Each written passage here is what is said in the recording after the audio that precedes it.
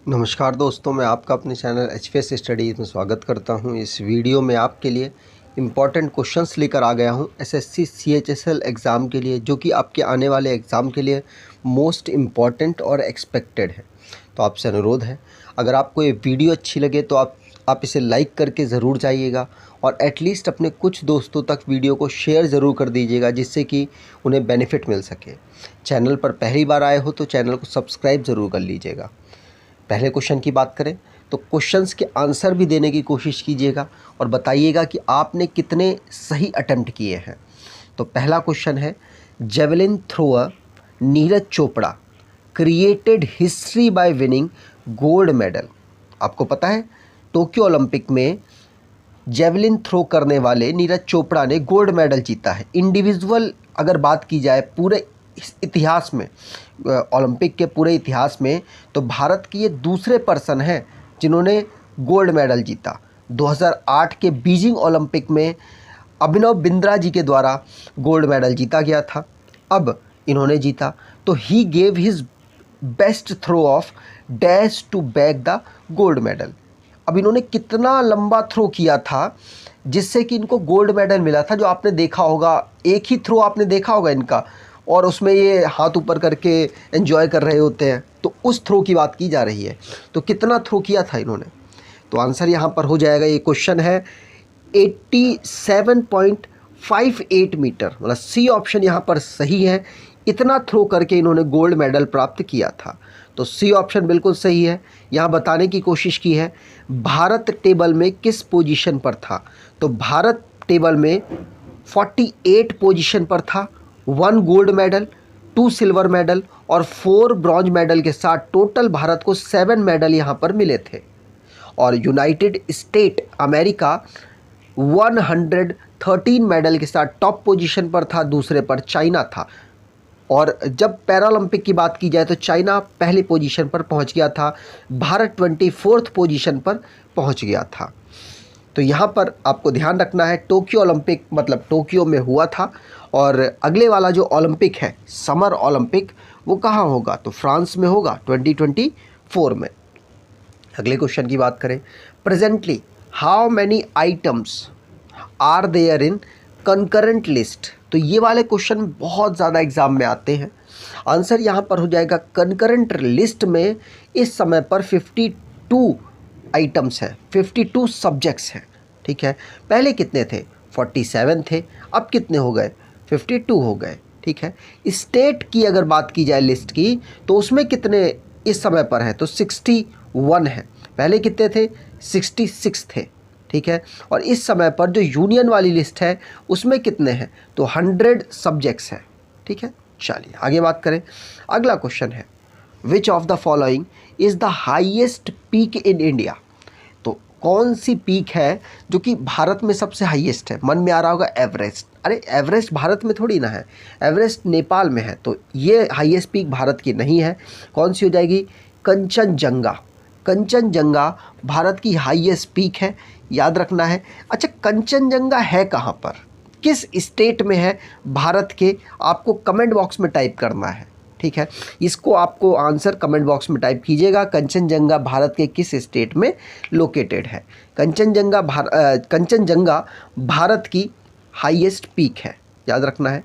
अगले क्वेश्चन की बात करने से पहले थोड़ी सी डिटेल जान लेते हैं। जैसे भारत में अरावली हिल्स है, अरावली जो रेंज है उसमें हाईएस्ट पीक कौन सी है, तो गुरु शिखर। सतपुड़ा रेंज की हाईएस्ट पीक कौन सी है, तो धूपगढ़। काराकोरम जो रेंज है उसकी हाईएस्ट पीक कौन सी है, तो K2। हाईएस्ट पीक वेस्टर्न घाट की कौन सी है, तो अनाईमुदी। और नीलगिरी की हाईएस्ट पीक कौन सी है, तो दोदा बेटा। ठीक है, चलिए आगे बात करें।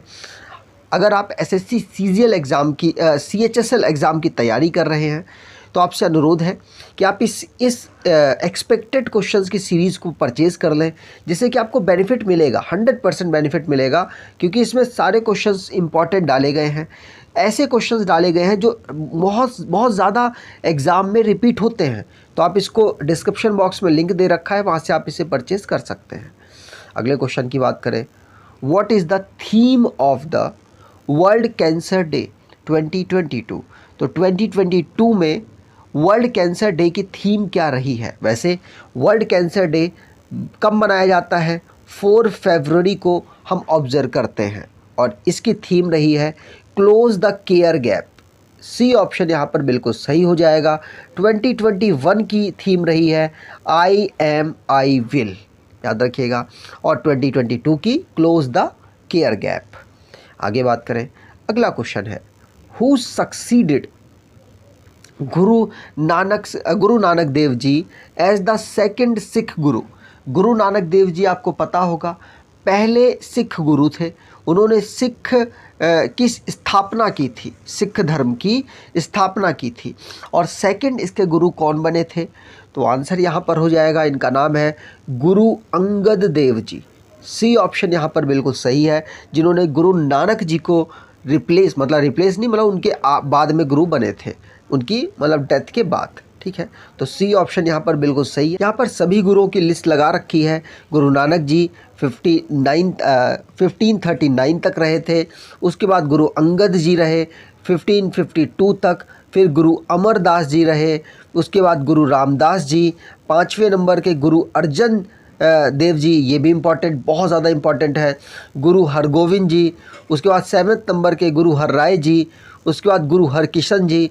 गुरु तेग बहादुर जी मोस्ट इम्पॉर्टेंट हैं। और 10th नंबर के गुरु गोविंद सिंह जी। ठीक है, ये सारे आपको लिस्ट याद रखनी है सीक्वेंस वाइज से, कोई से भी आपसे पूछे जा सकते हैं।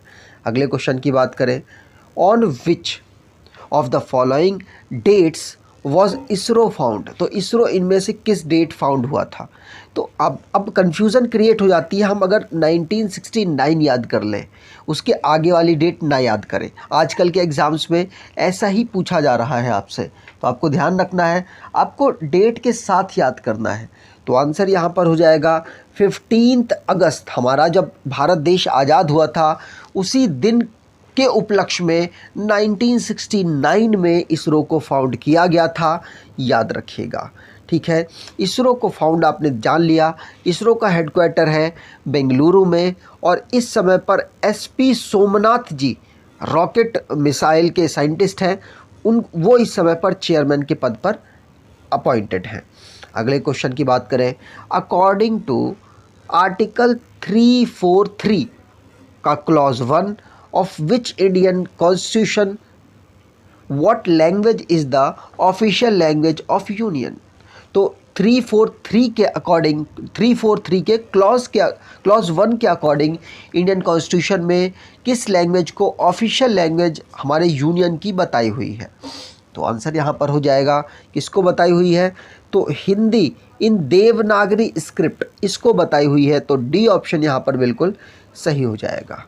अगले क्वेश्चन की बात करें, which article provides for living wages ETC for worker. मतलब वर्कर की जो लाइफ है उसको बेहतर करने के लिए, उसको सुचारू रूप से चलाने के लिए रूल्स बने हैं, जैसे कि 8 घंटे से ज़्यादा काम नहीं होगा, 12 घंटे से ओवर टाइम, मतलब ओवर टाइम भी लगाया जाए तो 12 घंटे से ज़्यादा आप उससे काम नहीं ले सकते किसी वर्कर से। इस तरीके के जो रूल्स हैं वो लगाए गए हैं। पैसों के बारे में बताया गया है कि कितना मतलब पैसा देना, ऐसा होता नहीं है, पैसा तो मालिक अपने अकॉर्डिंग ही देता है।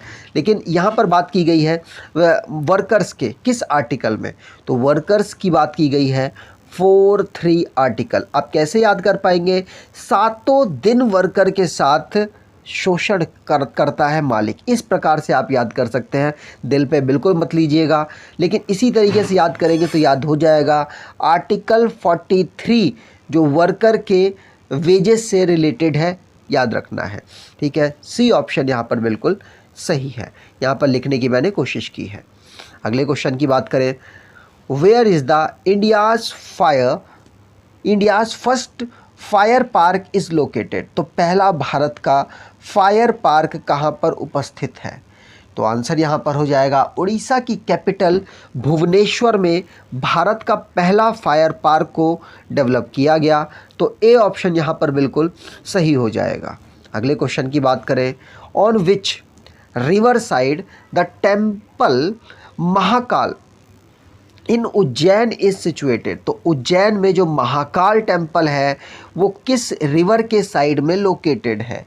तो आंसर यहाँ पर हो जाएगा वो किस रिवर के साइड में, तो शिप्रा रिवर के साइड में वो लोकेटेड है। महाकाल, याद रखिएगा, महाकाल टेम्पल उज्जैन में है और उज्जैन में भी शिप्रा नदी के किनारे ये लोकेटेड है। आगे बात करें, अगला क्वेश्चन है, in which year was the constitution of Jammu and Kashmir adopted. तो जम्मू और कश्मीर के द्वारा भारत का जो कॉन्स्टिट्यूशन है कब अडॉप्ट किया गया था। तो आंसर यहाँ पर हो जाएगा, आज़ादी के समय पर तो नहीं किया गया था ना, जब पाकिस्तान वाले आर्मी या फिर कह सकते हैं उन्होंने जब इस पर कब्जा करने की कोशिश की तो इन्होंने भारत से मदद मांगी थी। उसके बाद इन्होंने इंडियन कॉन्स्टिट्यूशन को अडॉप्ट करने की घोषणा की थी। और कब हुए थे ये, कब अडॉप्ट किया था, तो 1956 में जम्मू कश्मीर ने भारत के कॉन्स्टिट्यूशन को अडॉप्ट किया था। तो सी ऑप्शन यहाँ पर बिल्कुल सही है। पेपर वॉज इन्वेंटेड इन, तो पेपर को किसके द्वारा इन्वेंट किया गया, तो इजी क्वेश्चन है, आंसर हो जाएगा चाइना। सिविल जो सर्विस के पेपर होते हैं उनको भी सबसे पहले चाइना में ही कराया जाना स्टार्ट हुआ था। तो सी ऑप्शन यहाँ पर बिल्कुल सही है। अगले क्वेश्चन की बात करें, study of tissue is called, तो जो हमारे उत्तक है, हिंदी में उत्तक कहते हैं टिश्यू को, तो उत्तक के अध्ययन को क्या कहा जाता है। तो आंसर यहाँ पर हो जाएगा, उत्तक के अध्ययन को कहा जाता है हिस्टोलॉजी। सेल की स्टडी को कहा जाता है साइटोलॉजी। वायरस की स्टडी को कहा जाता है वायरोलॉजी। और ऊलॉजी कहा जाता है बर्ड के एग की स्टडी को, बर्ड के अंडे की स्टडी को कहा जाता है ऊलॉजी। ठीक है, चलिए आगे बात करें।